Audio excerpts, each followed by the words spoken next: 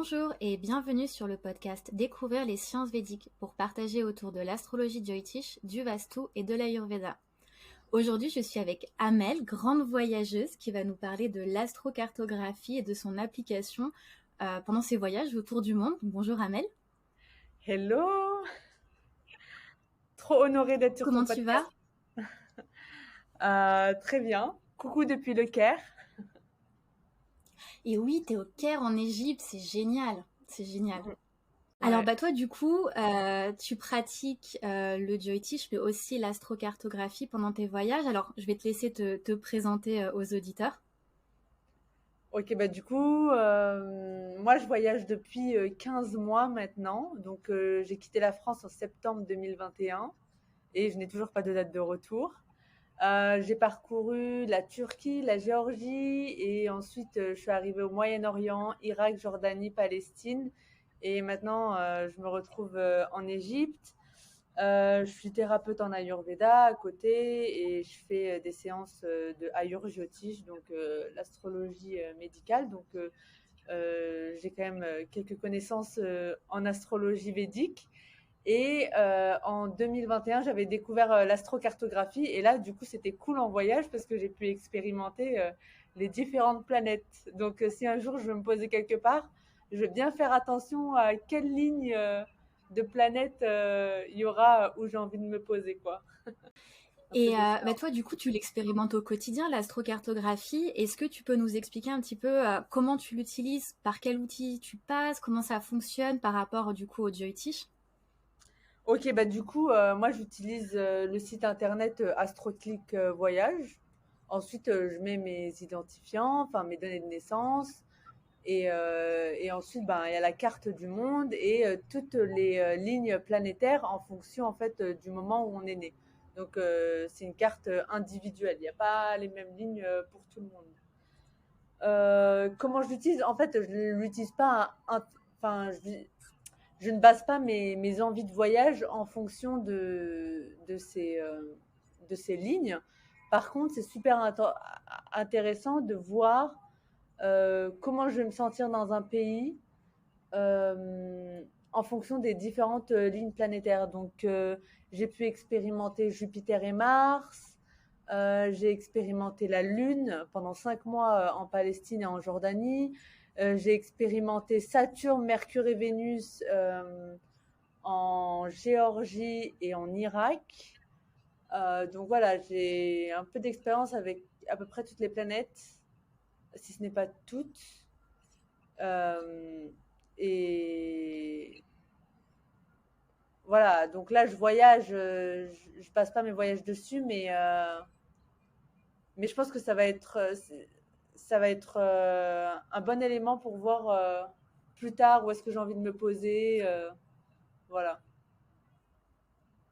Et du coup, en ayant expérimenté toutes ces lignes, est-ce que tu as pu faire des corrélations? Parce que bon, c'est vrai qu'on entend souvent, mon Dieu, Saturne, Mars, bon, ça va être des lignes peut-être difficiles. Est-ce que toi, tu as pu faire des corrélations soit par rapport à la planète, soit par rapport au placement de ces planètes dans ton propre thème, et voir est-ce qu'il y a une maison qui a été activée, est-ce qu'il y a un sujet qui a été plus ou moins activé sur une ligne, ou au contraire, est-ce que tu as été surprise peut-être de certaines lignes sur lesquelles tu t'es retrouvée? Ah ouais, à fond.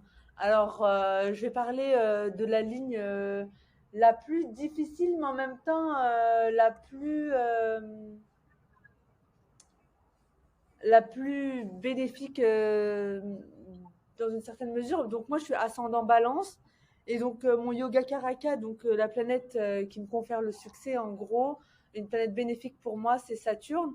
Et donc j'ai pu expérimenter Saturne, Mercure, qui est aussi la planète qui détient ma maison 9, mais aussi ma maison 12, et Vénus, donc ma planète d'âme.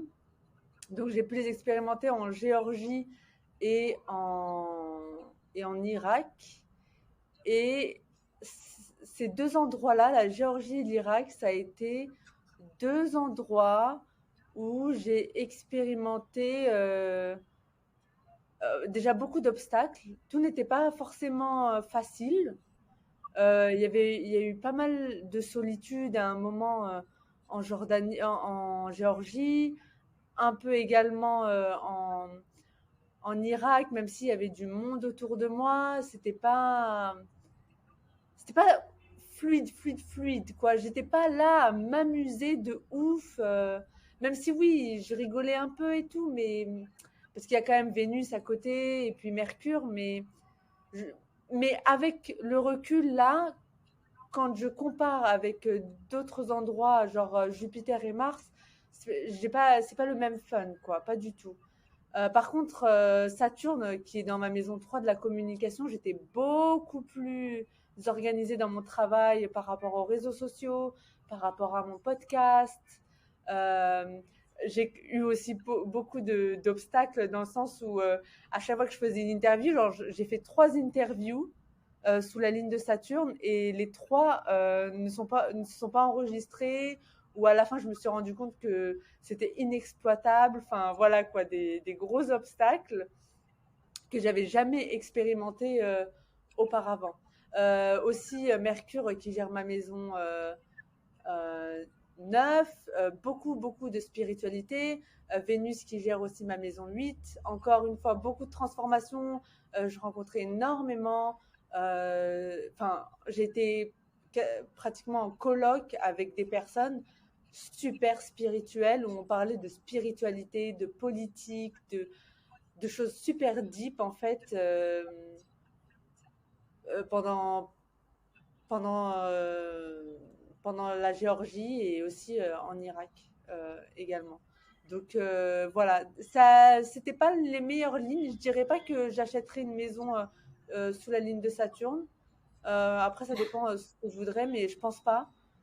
Ouais, je pense pas. Pas validé Saturne, mais quand même, c'était cool parce que ça m'a appris à... J'avais beaucoup plus de routine aussi avec Saturne. Oh là là, beaucoup plus de routine. Saturne qui gère ma maison 4 et ma maison 5. Je faisais beaucoup de mantras à ce moment-là.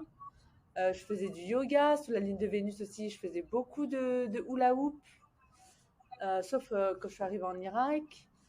Euh, voilà, ça c'était pour ces lignes-là. Ensuite, ensuite, je suis passée sous la ligne de la Lune en Jordanie, Palestine, et là, ça a été vraiment un truc de ouf.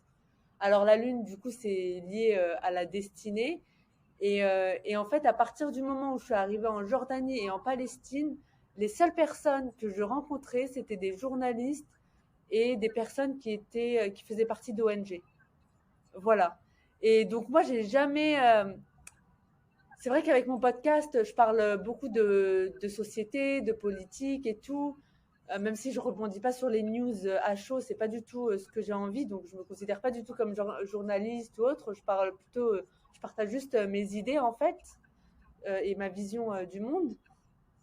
Et j'ai quand même une vision. Enfin, je suis très intéressée par les social issues, la justice sociale et l'humanitaire. Enfin, les gens et les problèmes dans le monde.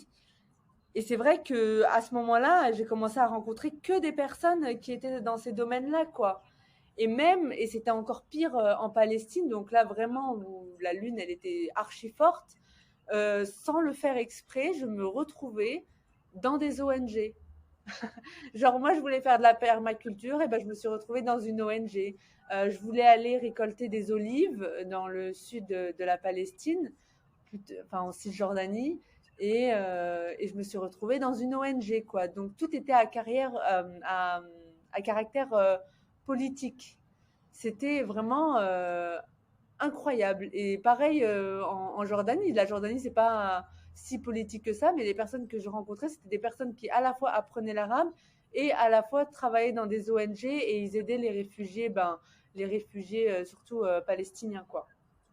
Donc, je me suis dit au bout d'un moment, waouh, en fait, j'ai grave un lien avec ça. Et c'est vrai que ma destinée, elle a beaucoup un lien avec la communication sur les injustices. Donc, moi, j'ai la lune en Critica. Mais du coup, il y a un aspect créatif avec le podcast. Et du coup, ben voilà, je me suis dit, waouh, Amel, en fait, il faut que tu y ailles, il faut que tu arrêtes de te dire, ouais, tu peux pas travailler dans une ONG, parce que moi, j'ai beaucoup d'a priori sur les ONG. Je me dis qu'en fait, ils manipulent l'argent, enfin, ils servent à rien. Alors qu'en fait, je suis sûre que je pourrais apprendre. Donc, je sais pas, je suis en train de me mettre des objectifs pour pourquoi pas repartir sur la ligne de la Lune et avoir une petite expérience dans une ONG et voir si ça peut combattre mes a priori. Et surtout, j'ai adoré en fait être avec des gens qui ont une certaine vision du monde et qui veulent se battre pour plus de justice et qui vraiment qui sont conscients du monde dans lequel ils vivent en fait. Voilà, ça j'ai trop aimé. Et sinon ma ligne préférée, même si j'ai beaucoup aimé la lune, c'était très doux hein, avec la lune. Hein. Franchement les choses elles étaient beaucoup moins, j'avais beaucoup moins d'obstacles qu'avec Saturne. Là les choses c'était vraiment beaucoup plus smooth. Ah, avec Saturne aussi, je veux juste repartir sur Saturne. Je rencontrais des gens avec beaucoup de peur de premier chakra, que ce soit en Géorgie ou en, ou en Irak, des gens qui faisaient vachement attention à leur argent. Je me suis rendu compte de ça avec le temps. Sous la Lune, beaucoup moins. Ensuite, ma ligne, enfin mes lignes préférées, c'est Jupiter et Mars. Donc j'ai été sous Jupiter et Mars en Turquie, enfin Istanbul et Fethiye, Cappadoce, et là où je suis là, le Caire. Et génial en fait. Jupiter, planète de l'abondance, mais c'est un truc de fou. Je le ressens à fond. Alors, il faut expliquer qu'en Turquie, il y a une crise du logement. Moi, je suis arrivée en Turquie, même pas 2 semaines après, j'ai trouvé mon logement dans un super endroit, à Kadikoy, sur le côté Asie, pas super cher et super bien situé. Et genre dans une grande chambre et archi facilement, quoi. Genre, aucun struggle, tout était super fluide. Là, j'arrive au Caire, enfin, il y a une fille qui me suit sur Instagram qui me dit, ouais, mon père, il a un appartement et tout, si tu veux, tu peux le prendre et tout, le temps que tu es au Caire, si tu veux, j'ai à Alexandrie et tout. Donc, genre, l'abondance qui devient super facilement. Au moment où je suis arrivée au Caire, ma pote, elle a booké pour moi. Et, et genre, c'était le dernier lit qu'il y avait dans cette super auberge. Enfin, tout est super facile, quoi. Et avec Mars aussi, ben Mars, la planète de l'action. À peine je suis arrivée, j'ai repris le podcast, je me suis remise à faire du sport à fond. J'ai couru un semi-marathon. Enfin, l'énergie de Mars, c'est un truc de ouf. C'était pareil quand j'étais dans le sud de la Turquie. J'ai fait une rando de 5 jours toute seule grâce à l'énergie de Mars, quoi. Alors que quand j'étais au Moyen-Orient avec la ligne de la Lune et comment ça s'appelle là, Saturne et tout le tralala, j'avais pas envie de forcément me dépasser physiquement, quoi. Et j'ai beaucoup expérimenté aussi Jupiter et Mars au Pakistan. Alors au Pakistan, franchement, j'étais lucky after lucky. J'étais genre, j'avais trop de chance. Genre au Pakistan, j'ai été invitée comme ça, out of nowhere, à faire du ski avec l'armée palestinienne, l'armée de l'air pakistanaise. Qu'est-ce que j'ai fait d'autre?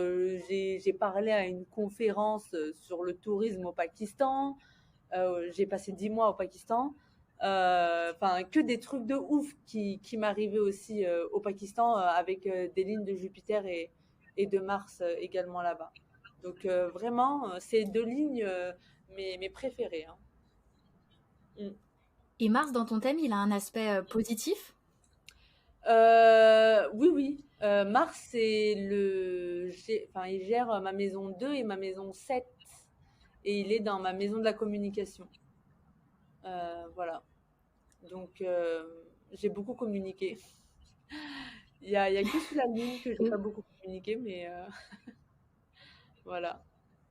Et est-ce que tu as remarqué, tu sais, donc tu as ces lignes qui passent tout de suite sur l'astrocartographie, qui passent dans certaines villes particulières. Est-ce que tu as remarqué que l'influence était plus ou moins forte en fonction de si tu étais directement sur une ligne ou si tu t'en éloignais? Ouais, ouais. Alors, il y a une ligne, la ligne de Mars que j'ai beaucoup expérimenté, genre full force, c'était vraiment quand j'ai fait la randonnée toute seule sur la voie lycienne. Et genre, même je courais en plus avec mon gros sac sur la voie lycienne, j'avais une force, mais incroyable, quoi. Genre, j'avais un feu. Ouais, c'était surtout là-bas. Je dirais aussi, la Lune, elle se rapprochait beaucoup de la Palestine. Elle traversait un peu la Jordanie, mais du coup, je l'ai plus ressenti en Palestine, vu que c'est très politisé là-bas. Sinon, après, j'ai pas trop fait l'expérimentation, quoi. Mais je pense que j'aimerais pas être sur une ligne que de Saturne. Genre, enfin, d'être sur une ville où passe vraiment la ligne de Saturne, quoi. Parce que c'est mon bénéfique, mais ça me fait travailler de ouf.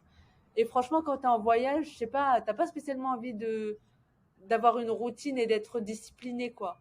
T'as surtout envie d'être en mode freestyle. Voilà. Puis Saturne fait pas forcément de cadeaux, lui. C'est vrai que c'est quand même une planète qui est assez dure, assez stricte, et forcément, dès qu'on déroute un peu à la discipline de Saturne, on peut être très vite rattrapé par le maître du karma. Donc forcément, c'est moins fun les lignes de Saturne, j'imagine. Ah non, non, ouais, c'est clair. Et c'est là où j'ai expérimenté le plus de peur de premier chakra. Beaucoup la peur du manque, mais parce que j'étais avec des gens qui avaient peur de manquer. Alors que quand j'étais sous la ligne de Jupiter, et donc par exemple au Caire ou surtout en Turquie, quoi, avant, en Turquie, j'avais aucun problème par rapport à l'argent. Tout allait bien et tout. Alors que quand je suis passée sous la ligne de Saturne, bah là, je me suis retrouvée avec des gens qui avaient des peurs de manquer et tout, et ça m'avait impacté, je m'en rappelle, et c'était et il m'a fallu en fait il m'a fallu les quitter, quoi, et quitter cette zone là pour me sentir euh, abondante à nouveau. Ouais. Donc comme quoi, des fois, finalement, on a des challenges dans notre vie, dans notre thème, et en changeant de ville, on peut soit réactiver certaines choses, soit créer aussi certaines choses qui vont rentrer en résonance avec le pays ou la ville dans laquelle on est, puis des fois aussi vibrer complètement différemment et avoir des opportunités, comme quand tu es sur tes lignes de Jupiter et de Mars, donc c'est assez impressionnant. Moi, ce qui me fait rebondir aussi, c'est que toi, tu es une femme, tu es voyageuse solo et tu voyages dans les pays du Moyen-Orient. Et moi, quand je fais des lectures en astrocartographie, souvent, on a des super lignes, mais qui tombent voilà, dans des pays auxquels nous, petites femmes occidentales, on ne s'attend pas forcément à voyager, comme la Palestine, comme l'Irak. Est-ce que toi, tu aurais peut-être des conseils ou des choses à partager sur ces voyages que tu as vécus et peut-être faire un lien avec l'astrocartographie du coup? Déjà, il faut aller là où on a envie d'aller, peu importe s'il y a des lignes ou pas. Enfin, moi, je pense qu'il faut expérimenter les lignes. C'est vraiment se rendre compte de, enfin, voyager tout en gardant en tête qu'il y a certaines énergies planétaires. Je trouve que c'est vraiment sympa, et on peut se rendre compte de quelles énergies vont plus nous impacter. Et c'est vrai que oui, tu comprends qu'en fait, il y a des gens, ils vont dire: ah non, mais j'ai trop kiffé l'Égypte, c'était génial, aucun problème. Voilà, tout était super facile, j'ai fait des super rencontres. Moi, ça fait une semaine que je suis au Caire et j'ai rencontré déjà plein de monde et j'ai eu plein d'invitations pour sortir. Et il y a d'autres personnes, elles vont me dire, mais genre, plus jamais en Égypte, quoi. Genre, c'était horrible, j'ai pas arrêté de me faire harceler par les hommes. Enfin, voilà, donc au final, ça sert à rien d'écouter les avis des autres. C'est chacun ses lignes planétaires, j'ai envie de dire. Et, euh, et voilà, juste aller à fond. Je sais pas si j'ai répondu à toutes tes questions. Est-ce que tu peux me répéter? Est-ce que je conseille aux femmes de... Toi, tu voyages surtout dans les pays du Moyen-Orient, qui sont un Ouais, peu, tu sais, qui peuvent être pas forcément les pays les plus abordables. En tout cas, nous, en tant qu'Occidentaux, on peut se dire, waouh, aller voyager en Palestine, c'est dingue. C'est quoi, toi, ta vision de voyageuse solo dans ces pays-là? Comment tu t'es sentie? Qu'est-ce qui pourrait peut-être amener des gens à se dire, ok, peut-être que pour moi, ça pourrait être sympa d'aller dans ces pays-là? Bon, déjà, moi, je suis trop intéressée par la politique et les conflits. Alors, c'est drôle parce que donc moi, j'ai la lune en Critica là, et du coup, j'ai toujours eu un intérêt pour la justice et les problèmes sociétaux, le social. Et en fait, le premier pays que j'avais fait, moi, à l'époque, c'était le Venezuela. Et je suis arrivée en pleine manifestation contre Maduro, un an après la mort de Chavez. Donc moi, direct, en fait, dès mon premier gros voyage, j'ai été inconsciemment attirée par les pays avec des problèmes, quoi. C'était vraiment pas intentionnel. Je pense qu'il y a une part de magie aussi. Ensuite, je me suis retrouvée bon, au Sri Lanka. Et pareil, bon, au Sri Lanka, c'était pas non plus la guerre, mais il y a quand même eu une guerre civile. Et j'étais quand même super intéressée par le conflit tamoul-singalais. Voilà, je posais beaucoup de questions, même si à l'époque je travaillais, j'étais genre chef de projet marketing dans une agence de tourisme franco-sri-lankaise, quoi. Je faisais pas du tout ce que je fais ici, mais ça m'intéressait déjà. Et ensuite, je me suis retrouvée en Inde, et encore une fois, en Inde, j'aurais pu aller au Rajasthan, au Kerala, tranquillou, mais non, en fait, je suis allée au Ladakh, je suis allée au Cachemire. Pareil, énormément de problèmes euh, de conflits. Et ensuite, je suis partie au Pakistan, pareil. Moi, ça m'intéressait énormément. Enfin, tous les problèmes qu'ont eu le Pakistan auparavant, avec l'Afghanistan, avec les États-Unis, essayer de comprendre, enfin, de chercher la vérité, de voir en fait ce que les Pakistanais pensent en fait, quelle est leur vision de tous ces conflits qui les ont impactés. Voilà, donc c'était petit à petit. Ensuite, quand j'ai décidé d'aller en Irak, c'était vraiment genre une intuition. Je me suis réveillée un jour, je me suis dit, ah, je vais aller en Irak, quoi. Et c'était pas du tout prévu sur mon chemin. Je pense qu'il y a une part de mystère. Euh, voilà, j'ai pas, comme je le disais tout à l'heure, j'ai pas dit, bon, je vais aller dans ce pays-là parce qu'il y a la ligne de la Lune et que ça va m'aider dans ma destinée. Non, pas du tout. Et, et je me suis rendu compte que avant de traverser une frontière, je me fais déjà des films sur comment le pays va m'impacter. Et en fait, je vais avoir, quand je ressors du pays, en fait, j'ai pas du tout appris ce que je pensais que j'allais apprendre de ce pays. Ça a débloqué en moi, ça m'a fait prendre conscience de choses que jamais j'aurais cru que j'aurais découvert à cet endroit-là, quoi. Donc, c'est dingue, un pays, en fait, il peut te faire travailler sur une thématique dans ta vie qui n'a rien à voir directement avec le pays. Mais il y a des énergies qui font que ça va trigger ça dans ta vie. Et voilà. Euh, that's all. Mais c'est génial parce que ça veut dire que déjà, il y a une partie de magie, donc il y a une partie de, on peut se Ouais, laisser guider par nos intuitions, par là où on veut aller. Et puis il y a aussi le fait que des fois, on a beau se dire, bah tiens, je vais suivre une ligne qui est peut-être plus positive ou une ligne qui est un peu plus dure. Et puis finalement, il y aura toujours cette partie de magie qui va nous dire, bon, bah, il y a des choses qui vont être travaillées, mais des fois, ça peut prendre un angle auquel on n'aurait pas forcément pensé, auquel on n'aurait pas ouais. imaginé. Et c'est aussi un petit peu la beauté du voyage, c'est qu'on reste quand même surpris par tout ce qu'on est capable d'apprendre sur le terrain. Ouais, et j'ai envie d'ajouter que même si on est sur une ligne de Jupiter, eh ben c'est pas que tout bien parce que ok Jupiter c'est l'abondance, mais c'est aussi beaucoup d'expansion dans tous les sens en fait. Alors que ça va dépendre dans quelle période de ta vie t'es, tu vois. Genre si j'ai envie de travailler sur des projets sociétaux ou de justice sociale en général, c'est vrai que rester sur une ligne de Jupiter, c'est pas le plus bénéfique, quoi. Voilà, donc ça va aussi dépendre de ce qu'on a envie au final aussi. Mais cool, Jupiter, vraiment, planète de l'abondance, validée.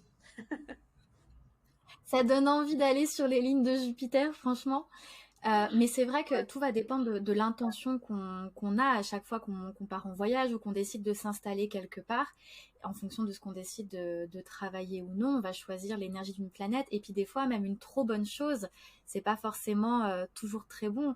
Il y a Ouais, certains sages qui disent qu'un verre trop plein, bah, c'est un verre qui déborde. Et finalement, c'est pas non plus toujours là où on apprend le plus, c'est là où on est le plus réceptif aussi à l'évolution, parce que bah, si on est dans une zone de trop de confort, de trop d'abondance, bah, où est le challenge, où est l'apprentissage? ouais, exactement. Et en plus, beaucoup de distractions aussi. Si tout le temps tu rencontres des gens qui veulent faire la fête et tout, ben c'est plus difficile de te focus sur ton travail parfois. Forcément. Ouais. Est-ce que toi, tu utilises l'astrocartographie autrement? Est-ce que il y a peut-être des leçons que l'astrocartographie t'aurait apprises et sur lesquelles tu aimerais peut-être donner un dernier mot peut-être pour cet échange? Bah en soi, je l'utilise pas vraiment aujourd'hui parce que moi je bouge tout le temps, je suis en backpack. Mais c'est vrai que pour les prochains mois, enfin la prochaine année, j'ai moins envie de faire de backpack et j'ai plus envie de m'ancrer. Et donc c'est vrai que je choisirais, ce serait plutôt Istanbul où j'ai la ligne de Mars et la ligne de Jupiter, où je pourrais éventuellement rester m'ancrer. Mais c'est vrai que des voyages vers la Lune, ça m'intéresserait beaucoup, quoi. Voilà. Et des voyages vers des endroits où il y a enfin, vers des zones de conflit, où il y a aussi beaucoup de Mars.